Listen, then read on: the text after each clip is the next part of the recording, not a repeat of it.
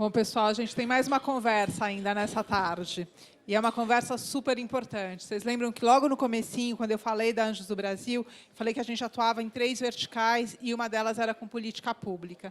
É muito difícil fazer com que exista um crescimento significativo se a gente não tiver um governo que apoia o investimento em startups.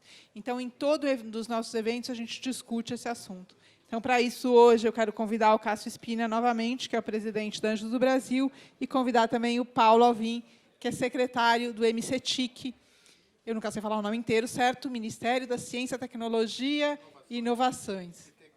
E Comunicações. É que vocês também mudam muito esses nomes, por isso que me confunde a vida. Porque tem muita coisa importante acontecendo. A gente sabe que no noticiário a gente tem visto muito mais só as questões macroeconômicas, mas esse governo tem feito uma discussão muito grande, tem conseguido manter. A gente tem, inclusive, aí todo o assunto do marco legal de startups. Então, contem para a gente o que está acontecendo de positivo aí. O microfone ali. Bom, novamente, boa tarde a todos. Sei que é final de congresso, todo mundo, né, já está aqui. Mas acho que esse, com certeza, é um dos temas mais importantes dentro da, como a Rita falou, da missão da Anjos do Brasil, que é trabalhar juntos, né, de forma colaborativa com todos os agentes e, sem dúvida nenhuma, todo o governo, como eu já falei anteriormente na apresentação, ele tem um papel fundamental, a gente entende, no estímulo ao nosso ecossistema como um todo. Né, e eu agradecer ao Paulo a presença dele aqui, no nosso evento, participando do nosso evento como um todo, né, e queria começar justamente, né, falando do tema que a Marita comentou, que é sobre esse projeto do Marco Legal de Startups. Então, eu queria que você contasse um pouquinho da história dele, né, e como é que está o estágio dele hoje e os principais tópicos que vocês estão tentando abordar nesse projeto. E aí depois a gente vai debater um pouquinho mais sobre esse tema. Boa tarde. Primeiro, agradecer, né, voltar aqui ao encontro da Anjos, para mim, agora com outro chapéu, é muito prazeroso. E como eu tive a oportunidade de acompanhar desde o início, né, foi um aprendizado, né. E a primeira observação, né, além do agradecimento do convite, é um registro que aqui é uma fotografia muito significativa que nessa década a gente amadureceu muito no ecossistema, né, que podem chamar de ecossistema de inovação, ecossistema de startup, mas efetivamente houve um grande avanço, né. O conjunto, o conteúdo que se discutiu aqui demonstra, né, que agora a gente está com problemas novos. Temos alguns ainda resquícios antigos, mas a gente tem agora problemas novos. E aí, nesse sentido, é que, quando o ministro Marcos Pontes assumiu o Ministério no dia 2 de janeiro, a primeira coisa que a gente fez foi resgatar o que estava acontecendo. Né? Por mais que tenha tido governo de transição, o governo de transição é uma coisa que não funciona bem, porque só levam algumas coisas. Muitas vezes não levam as melhores coisas, muitas vezes não levam as coisas ruins. Mas uma das coisas boas que a gente encontrou no ambiente do MCTIC, e um detalhe, num trabalho articulado, foi uma longa discussão sobre um que já se chamava, naquela época, nome que inclusive foi mantido, do Marco Legal de Startups, né? E aí eu vinha de uma organização que tinha uma interface muito grande com startups, o que a gente percebia que, principalmente nos últimos 3 anos, várias iniciativas pontuais estavam acontecendo no sentido de melhorar a ambiência de negócio, a ambiência de relacionamento, a ambiência de apoio. Nesse sentido, já vinha uma discussão profunda, aprofundada, no que se refere a 4 temas, né, que vinham sendo discutidos. Primeiro, ambiente de negócio. Né, como é que você pode melhorar um ambiente de negócio? A questão das relações de trabalho, que é uma coisa também complexa. A questão do investidor, né, o investidor como um ator-chave no ecossistema. E, por fim, a questão de compras públicas. Né? O poder público é fundamental, e se você eliminar, como numa estratégia de mercado, a compra pública para o ambiente de startups, você está eliminando uma parcela significativa do mercado. Então, se trabalhou esse processo, e aí prontamente, e aí eu tenho que registrar que a adesão, né, muitas das pessoas que aqui estão tiveram e deram muita contribuição nas 3 reuniões presenciais que nós realizamos em menos de 30 dias. Isso foi mais além, porque no processo de consulta pública, isso é algo também que a gente vem conduzindo, principalmente os trabalhos que estão sendo conduzidos entre o MCTIC e o Ministério da Economia, né, a gente abriu uma consulta pública, né, que foi extremamente, né, prazerosa, primeiro pela demanda que as 2 equipes técnicas tiveram de abrir espaço de discussão, né? As nossas equipes, tanto do Ministério da Ciência e Tecnologia quanto do Ministério da Economia, foram convidados e fomos a todos, aceitamos todos os convites a discutir a proposta do marco legal. Isso enriqueceu bastante. E a gente finalizou. E aí vou demonstrar, porque uma instituição que tenha muita gente aqui presente hoje, em função da solicitação do Dínamo, nós esperamos até meio-dia, né, de segunda-feira, as últimas contribuições, e nós recebemos mais de 630 contribuições, né? Isso é muito significativo, né? Isso é muito relevante, dá a importância. Em paralelo a esse processo todo, nós também, as duas equipes, mantivemos diversas conversações com o Parlamento, porque isso será passível de discussões e tem um conjunto enorme de propostas, de projetos de lei, inclusive um projeto de lei na íntegra de apoio às startups, que estão sendo discutidas, e a gente não pode, né, remar contra esse movimento, que é extremamente positivo, tem uma aderência muito significativa, e aí a gente tem uma aliança muito forte com uma frente recentemente criada, que é a Frente Parlamentar Digital, né, que vê nas startups um instrumento estratégico, e nós iniciamos esse processo de conversação. Todo o material que a gente está coletando, né, como eu já falei para o Cássio, a gente vai colocar à disposição, porque o instrumento que a gente fez de consulta pública permite isso ao Parlamento, com contribuição da sociedade, num processo de construção, e essa é a nossa proposta, junto com os colegas do Ministério da Economia, e já discutimos isso com a Casa Civil, de, nos próximos 30 dias, construir uma proposta de texto a ser submetida, né, como projeto de lei. Não é o caso de encaminhar com medida provisória, né? Esse é um instrumento, às vezes, questionado pelo Parlamento, no sentido de que a gente tem ainda este ano essa legislação aprovada, aproveitando, inclusive, o conjunto de projetos de lei que estão em tramitação sobre a temática. Então, esse é o arranjo institucional, né, que estamos trabalhando, e aí, no que se refere a alguns pontos, né, aqui colocados, e aí a gente está falando de investimento, e eu fico muito feliz quando a gente hoje fala que investimento não é só investimento financeiro, né? Quando eu falo de anjo, né, é um composto, e esse composto é tão importante para a empresa startup, a startup, né? Então eu vejo com muita satisfação esse processo. É um processo que não se esgota com a submissão de proposta de projeto de lei, mesmo a aprovação de um projeto de lei, porque nós estamos falando de um ente, de um empreendimento que é extremamente dinâmico, que muda muito ao longo do processo, ou seja, o processo de atualização e acompanhamento desse instrumento de apoio e fomento às startups é algo que a gente tem que ter uma preocupação, né? Não são aquelas leis que têm que ser permanentes durante muito tempo, a gente tem que ter uma preocupação continuada, né? Endosso, e aqui eu estou falando, é uma posição do Ministério, a gente endossa aquela questão do posicionamento tributário do investidor, né?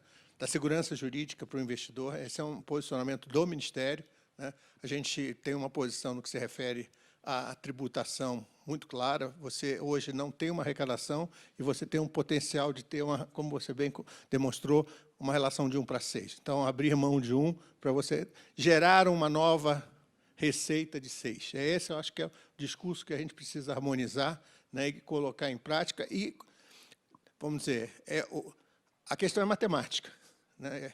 E a matemática é uma ciência exata, né? Só não vai querer compreender se você tiver uma outra intenção. Primeiro, que eu acho que a gente não tem mais que falar em desoneração, né? É uma antecipação de receita por troca, né, de um déficit pequeno. Você dá 1:6. Né? Então, eu acho que a primeira coisa que a gente tem que falar é que nós não estamos falando mais de incentivo fiscal, nós estamos falando de estímulo a uma atividade, né, que é integradora de tecnologia, ela é adensadora de cadeia produtiva, incorpora conhecimento científico e tecnológico nas suas linhas de produtos e serviços, gera renda e, mais que isso, né, ele tem o papel de gerar postos de trabalho com maior massa salarial. Esse é o discurso que nós precisamos cada vez mais fazer, né?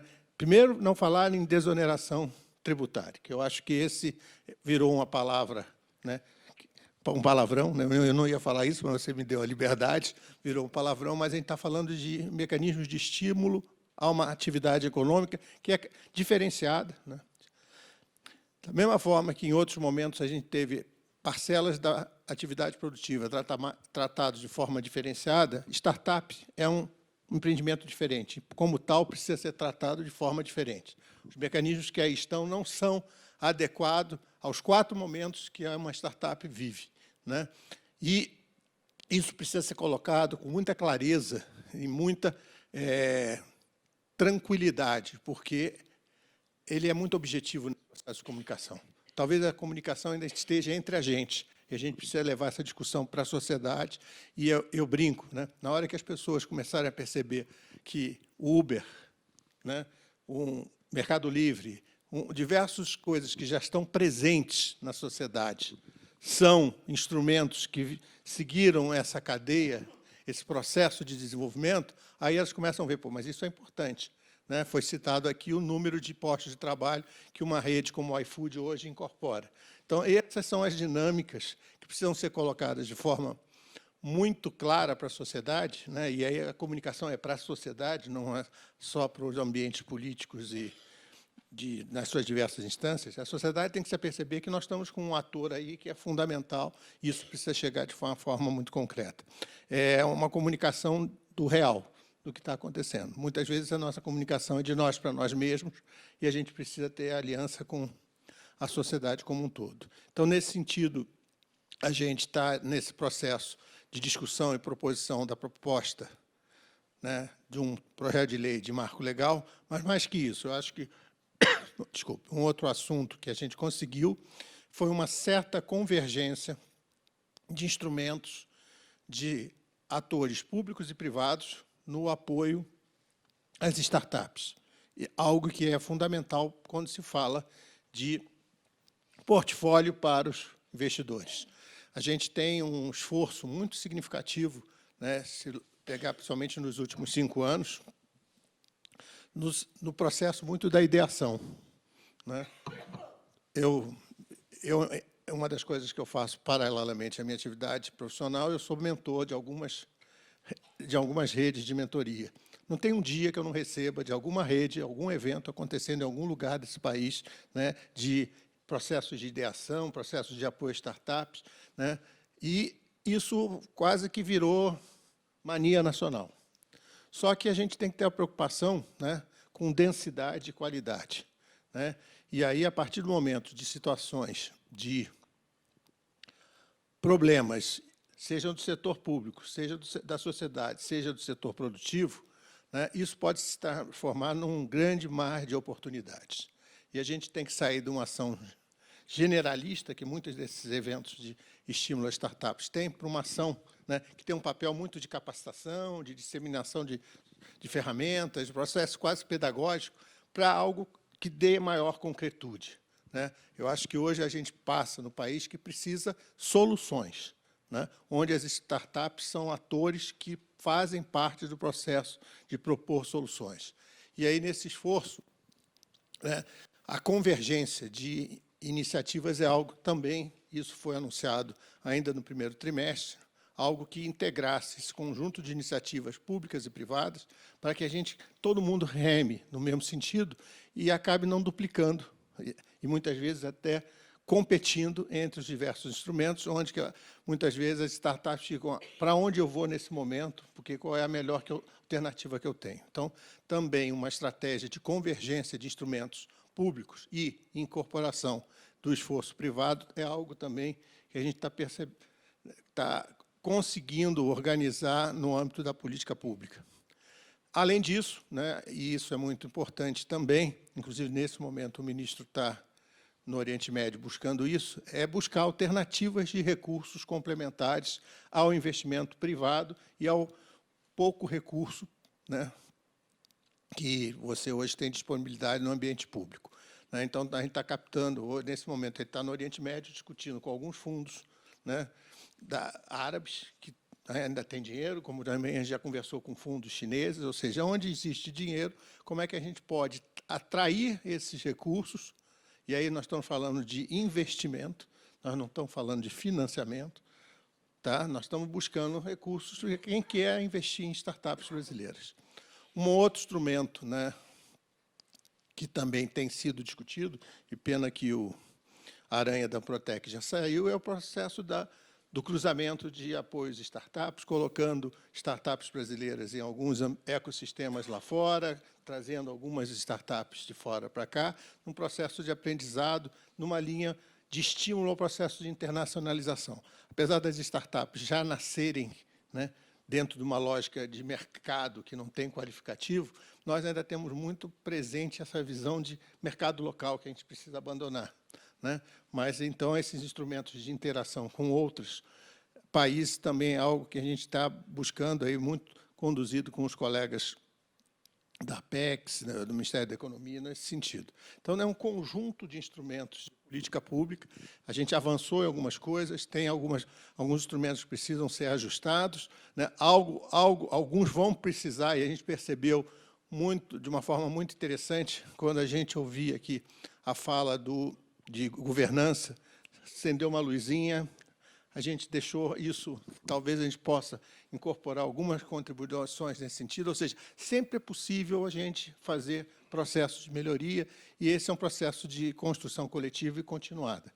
Então, a gente está com um propósito, né, de criar uma ambiência mais favorável, né?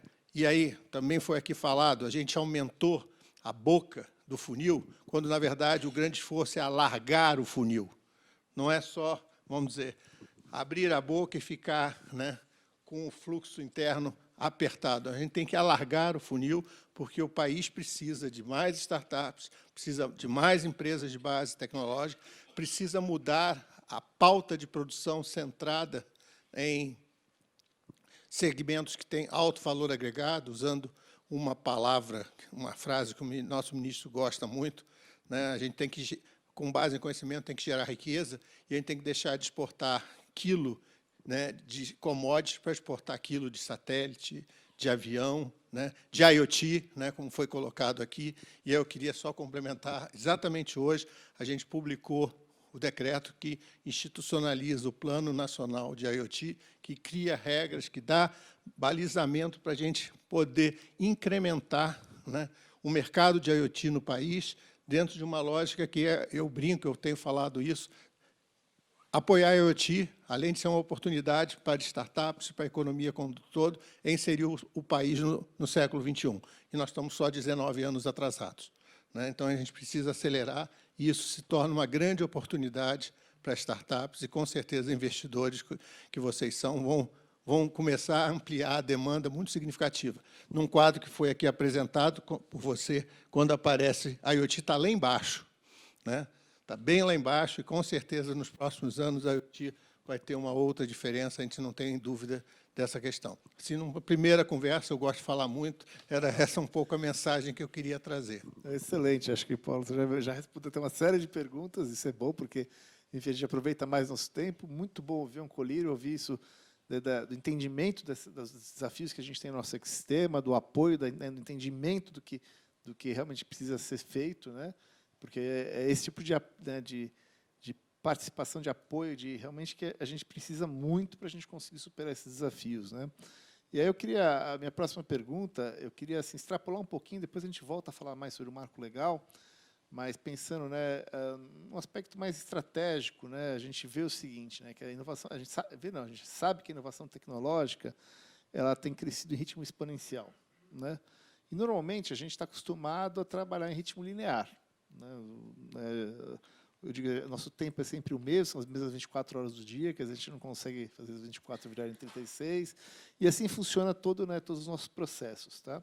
E um desafio que a gente tem observado recentemente, em termos até, não estou falando só de governo federal, nada disso, muito até em várias outras instâncias, é que a tecnologia está sempre à frente da regulação, né? Quer dizer, você vê novas soluções entrando no mercado que simplesmente a regulação, a legislação, ela não imaginava que aquilo ia existir, né? E isso tem causado uma série de conflitos, né? A gente vê aqui, e não é só Brasil isso, eu tendo isso até de um ponto de vista global, né? A gente viu recentemente a polêmica que houve aí, a história aí dos patinetes, né? Teve a anterior história do Uber, E assim vai indo, quer dizer, entre-se as soluções, e aí, de repente, se vê uma série de problemas, e aí você vai tentar resolver, mas resolve de uma forma toda atrapalhada, e cria uma série de conflitos, enfim, tudo mais. Então, assim, o que eu queria, assim, eu sei que assim, é aquela história, né? Sempre a gente tem muita coisa para fazer para resolver o que já é do dia de hoje. Mas como é que você vê a possibilidade de se começar a discutir, acho que, por exemplo, até você colocou essa questão do IoT, já é uma realidade que está acontecendo, né? Que, né, conforme demonstrado, vai crescer muito. Acho muito bacana essa iniciativa da questão dessa política, porque justamente tentando se antecipar o que vem para o futuro. E um exemplo bem, que para mim, né, pelo menos é muito forte, é o impacto que a gente vai ter da tecnologia de inteligência artificial até no nosso mercado de trabalho, né? Isso já vem sendo falado há algum tempo, né? A gente está começando a ver, né, coisas efetivamente, mas isso, sem dúvida nenhuma, vai ter um impacto gigantesco nos próximos anos, né? Então, você hoje, né, dentro do governo, né, vendo como as coisas ocorrem, como elas operam, você vê que é possível a gente tentar inverter essa lógica de o regulador primeiro deixar o problema acontecer para depois tentar resolver, ou ele se antecipar, né, tentar, ou pelo menos, se preparar para conseguir construir algo. E aí eu vou fazer uma pontezinha a mais, assim, tentar me limitar. A gente participa de um grupo chamado GT Fintech, né, que tem vários órgãos participando, né, CVM, enfim, tudo mais, em que eles estão tentando fazer o quê? Criar o que a gente chama de sandbox, né, quer dizer, criar modelos em que se possa testar e experimentar novos modelos nesse setor, no setor financeiro, né, que às vezes até, vamos dizer, não estão previstos na regulamentação, para que a partir daí se possa construir algo, mas que se permita ser feito dentro de um ambiente controlado, né, de certa forma, e a partir daí se consiga construir, com base nessa experimentação, né, modelos regulatórios que possam comportar aquilo, né? Então, assim, queria um pouquinho uma visão mais estratégica e geral, assim, como é que a gente conseguiria, de alguma forma, né, tentar se antecipar um pouco ao que está por vir, né, do ponto de vista regulatório. Você vê possibilidade disso e como, principalmente, fazer isso acontecer? Vamos dizer, eu acho que esse é um processo lento ainda, né? Mas tem alguns indicadores de talvez a gente conseguir acelerar, né? Modelo startup. Você tem um problema, concebe a melhor solução, testa, se for positivo, vai para o mercado. Ou seja, nós estamos falando de labs de experimentação. A gente já começa a ter espaços de lab de experimentação em Câmara dos Deputados, Tribunal de Contas, nos órgãos de controle. Eu acho que isso são iniciativas que precisam ser incrementadas como um processo. Nós temos uma grande ruptura que precisa ser feita, e aí eu estou falando mais como cidadão do que talvez como servidor público hoje. É que essas mudanças causam problema e medo. Medo é algo que precisa ser administrado das pessoas que estão instaladas. Ninguém tem dúvida que a gente precisa sair do modelo analógico para o digital, né? Que a gente precisa incorporar a sociedade com a transformação digital. Só que transformação digital significa, para não usar uma palavra forte, desemprego, deslocamento de postos de trabalho. E as pessoas, né, se protegem, é da natureza humana. Então, se nós não tivermos um processo de comunicação, de mudança cultural inclusiva, que as pessoas não se sentam excluídas e alguns abandonados, nós teremos resistência nesse processo. Toda a incorporação que as novas tecnologias trazem, que a regulação nada mais é do que uma proteção do status quo. Quando, na verdade, a gente tem que ter facilitação para as novas situações, para os novos status. A regulação, lá atrás, foi um instrumento de proteção, né? Hoje, a regulação tem que servir como instrumento de indução do desenvolvimento. Isso é uma mudança, né, no mindset muito significativa. Não é só na cabeça dos parlamentares, é da sociedade como um todo. As pessoas se sentem assustadas, né? E, muitas vezes, as pessoas não se percebem do ganho que elas terão. Eu, né, vamos dizer, tenho um pouco mais de tempo, mas me lembro que, quando falaram que todos os aposentados do INSS iam passar a receber com um cartão, como a mídia bateu. Isso é um absurdo, as pessoas não têm condição de fazer. E isso aconteceu. Só que tinha um problema, que as pessoas não se aperceberam. Ir a um determinado lugar era um ponto de encontro, era um ponto de convivência. E as pessoas iam aos bancos, não era para entrar na fila para sacar dinheiro, é porque ele encontrava, pelo menos uma vez por mês, aquelas pessoas, e as pessoas precisavam disso. No dia que isso foi percebido, ninguém mais resistiu. E os espaços viraram salas de convivência. Hoje a gente fala que as pessoas vão à livraria não para comprar um livro. As demandas mudam, a gente precisa saber. E a tecnologia, a vanguarda, pode contribuir para isso. Mas quando você fala que vai comprometer seu posto de trabalho, a gente tem que ter muito cuidado, porque tem que ter uma compensação. E aí, compensação não é política compensatória. É você deslocar para algo que as pessoas se sintam úteis, se sintam recompensadas. E esse, eu acho que é o maior trabalho que, quando a gente pensa tecnologia, a gente pensa tecnologia pela tecnologia. Não usa nem quem vai se beneficiar e usar a tecnologia. Aqui muitos falam hoje de gente. A gente jamais pode esquecer que o nosso usuário, o nosso cliente, é gente. E a gente não tem que pensar ele como um ente que ele é responsável pela troca. Ele faz parte, né, do jogo que a gente vai construir um novo ambiente de negócio, um ambiente de relacionamento. Essa é a maior dificuldade que eu vejo nos órgãos reguladores, né? Eu dou um exemplo que nós temos no Ministério. Como a gente tem o C de comunicações, nós temos lá o FUSTEL, né, o Fundo de Universalização das Telecomunicações. Nós temos dinheiro lá, e não é pouco, porque a gente tem que fazer a universalização da telefonia fixa. Parece brincadeira, né? Mas é. E o dinheiro não pode ser usado, porque como é que você vai fazer a universalização da telefonia fixa? Tá? Porque nem existe mais, né? Eu estou falando aquela política de era implantar orelhão. Tem gente aqui que talvez nunca tenha usado um orelhão. Visto, já viu, porque ainda existe. Mas usado um orelhão, com certeza, nunca o fez. Agora nós estamos num grande debate para tentar, nisso, permitir que a gente use esse recurso que está lá, parado, né, em aplicação financeira pública, para utilizar na internet de banda larga no Norte e Nordeste. Por uma razão simples, né? O Tratado de Tordesilhas ainda existe no Brasil quando eu falo comunicação de banda larga. Você lembra a aula de História e Geografia, que a gente aprendeu o Tratado de Tordesilhas, né? O lado português está iluminado de internet, o lado espanhol não. Então, nesse momento, uma das metas lá nossa do ministro, do governo, é iluminar o lado espanhol. O Norte e o Nordeste pelo Ministério da Ciência e Tecnologia e o Centro-Oeste levando a internet no campo. Porque se a gente quiser ser competitivo, continuar competitivo no agronegócio, a gente tem que fazer a agricultura 4.0, não é só a manufatura 4.0. Né? Que a gente vai reduzir desperdício, vai aumentar a produtividade, vai aumentar a competitividade. Então, a questão das novas tecnologias, das oportunidades, não tem, ela vai chegar com a ação do Estado ou não.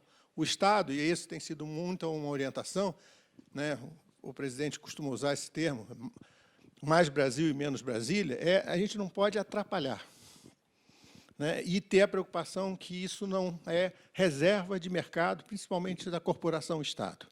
Né? A gente tem que ser menos governo, mais Estado, mais nação, e num processo de ganho mais ampliado para a sociedade como um todo. Né? E aí, também usando uma frase do ministro, país que quer futuro investe em ciência e tecnologia. País que não quer futuro, deixa a coisa acontecer. E esse é algo que a gente precisa reverter. Aí você vem aquela discussão, bom, mas como reduz o recurso para a ciência e tecnologia? Não é que reduz o recurso para a ciência e tecnologia. A crise é fiscal. Então, a gente tem que ser criativo na construção de engenharias financeiras para atrair recursos para a ciência e tecnologia, porque a gente não pode deixar de investir. E outra questão, vamos ter que fazer escolhas. E aí, nós estamos num ambiente de investimento, né, de investidores, essas escolhas têm que ser feitas para a gente ter posição diferenciada na economia internacional, na cadeia de valor internacional. Então, a gente tem algumas estratégias para inteligência artificial e cybersecurity, para espacial, e a gente brinca, não é porque o ministro é astronauta, porque espaço é a área de conhecimento que vai garantir algumas coisas para o futuro. Né? Então, tem alguns segmentos que a gente vai ter que fazer escolha. Sair de um modelo onde tudo era prioridade, quando tudo é prioridade, não existe prioridade. Fazer algumas escolhas centradas em geração de riqueza, né? Ou seja, produção de produtos e serviços de maior valor agregado, intensivos em conhecimento científico e tecnológico, baseado em inovações, mas que isso também traga melhoria de qualidade de vida para a sociedade, porque, senão, você está fazendo concentração de renda. Esse é um pouco o desafio que a gente está trabalhando no Ministério nas estratégias de política pública pela área de ciência, tecnologias, inovações e comunicações. Muito bom. Bom, enquanto eu faço uma pergunta, quem tiver pergunta, levante o braço para a gente fazer em seguida, tá? Então, só queria voltar ao tema do marco legal das startups, entender assim, para ser bem objetivo e bem prático, os próximos passos. Você falou, bom, vamos preparar um projeto de lei, vamos levar para o Congresso essas contribuições. Como é que você enxerga, o que a gente consegue fazer de concreto, se possível, ainda nesse ano, sobre esse tema? Desde quarta-feira, porque a gente fechou a consulta, né, não recebemos mais consultas depois de segunda-feira, meio-dia. Nós estamos fazendo, nesse momento, consolidado, que está fácil, porque pelo sistema que a gente colocou, né, para captação facilita. Vamos ver o que é, vamos dizer, aquilo que tem coisas que não cabem, porque é comum, às vezes, as pessoas solicitarem alguns argumentos. E aí tem um processo de construção coletiva. Ministério da Economia, Ministério da Ciência e Tecnologia, depois tem o encaminhamento como para a Casa Civil, porque esse é um encaminhamento natural. A gente acredita que no segundo semestre a gente está encaminhando. Né? Como é de conhecimento de todos, nós temos uma orientação que não tirar do foco a pauta da Previdência. Como a gente acredita que a Previdência deve estar, pelo menos na Câmara, deve estar votando ainda nesse próximo mês, a gente acredita que isso não será empecilho para represar esse processo de encaminhamento.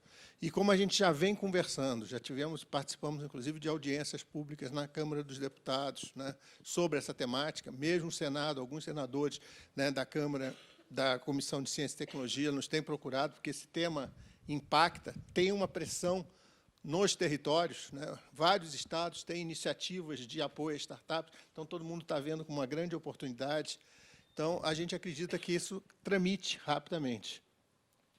E vamos pegar carona em alguns projetos que já estão tramitando. Ou seja, no fundo, o Executivo vai encaminhar um projeto de lei, mas provavelmente vai surgir um substitutivo que, com isso, dá maior velocidade. Até nesse aspecto, a gente também acaba se favorecendo esse processo.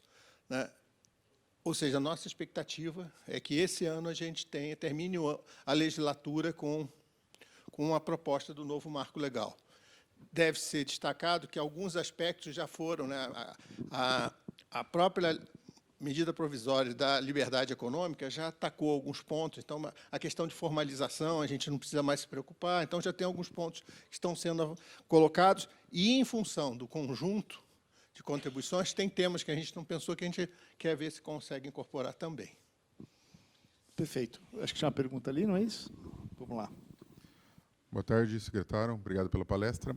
O senhor falou bastante no começo sobre a questão da inovação e a tríplice, né? As startups, o governo, as corporações, né? Entendo que as startups elas estariam entrando com a ideia, a inovação, o governo, obviamente, com a desburocratização e investimento. Qual que é o papel que o senhor enxerga das corporações que elas podem estar ajudando? Veja bem, as startups, antigamente a gente, né, eu tenho uma história de vida na área de P&D. Antigamente a gente tinha as áreas de P&D, né? Então as grandes corporações tinham lá suas equipes de pesquisa para resolver os seus problemas. Hoje, se elas partirem para esse sistema, não dá. Então, a estratégia de engajar startups, a gente já tem diversas iniciativas nesse sentido, né, de engajar, somente para médias e grandes empresas, grupos de startups para ajudar na solução de problemas de produção. Esse é um mercado muito significativo. Né? Então, a gente está conversando com diversos segmentos, e é interessante que os problemas surgem, né, de diversas grandes empresas. Na construção civil tem alguns exemplos, né? Ou Petróleo e gás já tem várias questões. Ontem a gente discutia com pessoas em Minas a área de mineração. Com certeza, se tivessem apresentado os problemas das represas, né, a gente teria soluções bem significativas que alguns dos problemas que a gente sofreu não teria, né? Então, o portfólio de problemas de empresa ele é tão significativo como o portfólio de problemas da sociedade. Quando eu falo governo, é o governo representando a sociedade. Não estou falando só do e-govern, não. Tá? Então, o que acontece? Esses problemas a gente pode criar mecanismos de facilitação. Com um detalhe, parte dos recursos necessários pode estar vinculados a processos de encomenda tecnológica, coisas desse tipo. Né? Então, a gente hoje já tem um marco legal de inovação que pode ajudar o uso de startups, esse tipo de coisa. Tem um detalhe que é a dificuldade de contratar. Depois que eu desenvolvo a solução, eu vou e contratar a startup. Por isso que esse é um ponto fundamental para a gente atacar. Aí vale um detalhe, está tramitando no Congresso Nacional uma legislação que está mexendo na lei das licitações.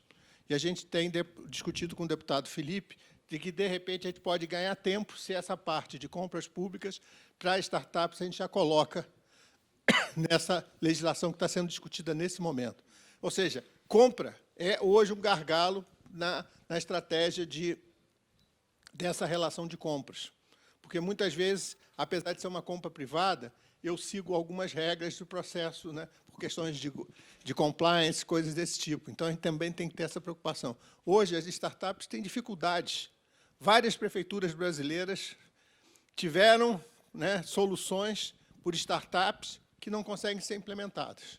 Ou, quando são implementadas, são questionadas pelos órgãos de controle. E isso é algo que a gente precisa atuar de uma forma muito significativa. Porque nós estamos falando de mercado. Porque, senão, a gente está estimulando soluções criativas, soluções que agregam valor, mas que criam problemas de insegurança jurídica. Que esse, eu acho que talvez seja o maior objetivo de toda essa discussão do marco legal para a startup. É criar uma condição de segurança jurídica das relações das startups com o mercado. Mercado de mão de obra, mercado de investidores, mercado de compra. Perfeito. Vamos fazer uma pergunta ali, por favor. Secretário, boa tarde. Meu nome é Rodrigo. Isso que o senhor está falando faz muito sentido, só que, desculpa, assim, igual a gente... O senhor é mentor, eu vou fazer uma pergunta um pouco provocativa. Isso daí não é resolver a dor da grande empresa que procura a solução e olhar menos para as startups? Porque a pergunta é, quando fala assim, a gente está fomentando o grupo de startups que vão buscar soluções, o que eu efetivamente estou entregando para as startups? Porque eu estou vendo o resultado na grande empresa. Desculpa. Eu estou abrindo mercado para startup. Quem está no mundo de startups há bastante tempo sabe que o grande problema, para começar a escalar, aqui a gente falou, a colega do MIT falou, né, ela tem que estar, pelo menos, com o primeiro cliente. Quando eu resolvo um problema de um cliente, eu já tenho esse cliente. Então, hoje, um dos maiores desafios para você ter mais, né, startups que saiam do Vale da Morte são mecanismos de mercado, de acesso a mercado. E o mercado ele é público e privado. Se a startup tiver que fazer, como qualquer empresa tradicional, abrir a porta para buscar o seu cliente, ele vai ficar, não 18 meses até a boa venda, mas vai ficar muito tempo, porque nós estamos falando de produtos diferenciados, produtos customizados, né? Produtos que, muitas vezes, o mercado não existe. Então, quando a gente pensa apoiar a empresa nos seus mecanismos de gestão, isso é importante, isso se avançou bastante, e isso hoje não precisa quase que despender dinheiro, as ferramentas estão acessíveis. Quando você fala em mecanismos de investimento, a gente precisa dar segurança e reconhecimento ao investidor. Mas mercado, nós temos tudo por fazer. E aí, quando a gente está falando do mercado de empresas médias e grandes, é um dos mercados. Hoje, um bom mercado é o mercado público. Hoje, a startup não acessa o mercado público. A maior parte, e nós estamos falando talvez mais de 1.000 startups que estão atuando na área de e-government. Esse pessoal é brilhante, mas não tem mercado garantido. Tem soluções fabulosas, mas não tem mercado garantido. Se você não tem mercado, não existe. Isso é a base do processo produtivo. Eu preciso do comprador. Na arena do mercado, o comprador é ator fundamental no jogo. E a startup, ele tem que sair, né? O processo de expansão dele é quando o mercado se abre a ele, né? Mesmo que seja um mercado de um ciclo de vida curto, mas eu preciso do mercado. Sem o mercado é intencional. E aí, essa é a grande diferença, né? Então, é nessa linha, uma das escolhas. Não é a escolha. É um dos caminhos que também precisa ser atuado. Por quê? Porque você tem, né, o poder de compra privado é muito grande, né? E quem compra, e aí eu estou falando do B2B, né, que todas as pesquisas apontam aqui que o B2B é onde eu tenho maior possibilidade de retorno, né? Mas eu tenho que garantir regras para que ele construa a melhor solução, ele resolva o problema de quem tem capacidade de aquisição. É nesse sentido. Perfeito. Bom, gente, infelizmente nosso tempo acabou hoje, mas queria agradecer muito novamente ao presidente secretário. Estamos aqui com apoio, né, público do MCTIC nas pautas que a gente tem. Vamos trabalhar juntos para a gente conseguir atingir esses objetivos. Conta com a gente, tá bom? Obrigado. É isso aí. Muito obrigado, viu, novamente.